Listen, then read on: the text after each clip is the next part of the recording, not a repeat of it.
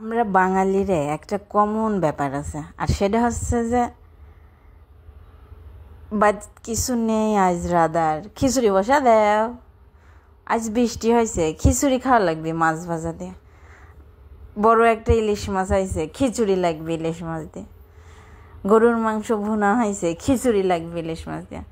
মানে যে কোনো একটা খালি ব্যাপার চাই, কেমনে ইলিশ মাছ কি খাবো, খিচুড়ি খাবো।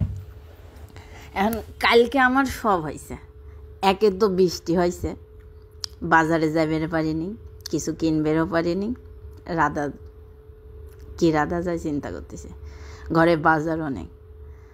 আবার চিন্তা করতেছিলাম, বৃষ্টি হয়েছে, এত সুন্দর বৃষ্টি হয়েছে, বছরের পয়লা বৃষ্টি, ডিম খিচুড়ি না হলে তাই চলে।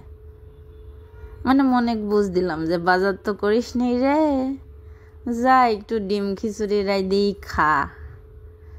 যাই হোক, যেই ভাবিছি সেই কামেও লেগে গেছি। পেঁয়াজ মরিচ কাটে, ডাল চাল ধুয়ে যে আলাদা আলাদা করে মাহেবের টাহেবের পারবো না, একবারে মাহায় বসা দেয়, যেমন স্বাদ হয় হবিনি। যাই হোক, কেউ জাজ করবে যায় না যে কেবা স্বাদ হয়েছে, খাওয়া যায় আর কি। খুব স্বাদ হয়েছে ব্যাপারটা এমনও লাই, আবার খুব খারাপ হয়েছে ব্যাপারটা এমনও লাই। পানি বেশি দিয়ে ফেলাইছিলাম তো একটু নরম হয়ে গেছিল। যাই হোক, ব্যাপার পেটে গিলি সব এক, হুদাহুদি এত চিন্তা করে লাভ নেই। কিন্তু খুব মিস করতেছিলাম শুকনা মরিচ আর পেঁয়াজের ভর্তাটা।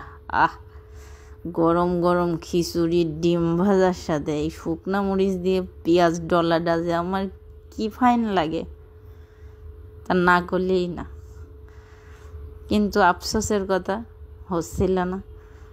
খিচুড়িটা একটু নরম হয়ে গেছে, দেখে ভাবতাম খা ব্যাপার না, যাই ডিমটাই আগে ভেজে আসে। কিন্তু ডিমটা দেখে তো মন একদম ফুরফুরা হয়ে গেছে। এত সুন্দর হয়েছিল, আর কি যে মজা, সে মজার কথা নাই কই যায়। শুকিয়ে থাকতে ভূতে কিলাই মানুষের, আমার দশাও তাই। তেলটা একটু বেশি ঢালে লাগছে, নিজেরই তেল খালি, বুক জ্বলে পেট জ্বলে, সমস্যা। কিন্তু তারপরেও বেশি ঢালি ফেলাইছে। ডিমটা একটু বেশি ফ্লাপি হবে ওই লোভে পড়ে। কি আর করব, বছরের প্রথম বৃষ্টি উপভোগ করার তাড়নায় শুরু, মানে ডিম খিচুড়ির পাট দিয়ে চুকায় দিছি, বাজারও করা লাগলে না, টাকাও বাঁচে গেল। এর ভালো আর কিছু হইবে পারে। যাই হোক, আপনারা ভালো থাকেন, আমার জন্য দোয়া করেন তো একটু, শরীরটা ভালো।